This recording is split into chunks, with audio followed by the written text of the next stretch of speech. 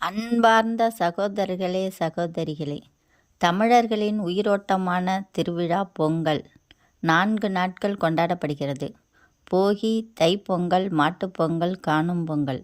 இந்த 4 நாட்களிலும் மகிழ்ச்சி, நன்றி, உறவு, இயற்கை என 4 உணர்வுகளும் கலந்திருக்கின்றன. இன்றைய கதையில் நாம் அறியப்போவது காணும் பொங்கல் என்றால் என்ன, ஏன் அந்த நாளுக்கு இவ்வளவு முக்கியத்துவம், இதன் பின்னணி கதை என்ன, வாருங்கள் பார்ப்போம். காலத்தை பின்னோக்கி அழைத்துச் செல்லும் ஒரு அழகான தமிழர் மரபு.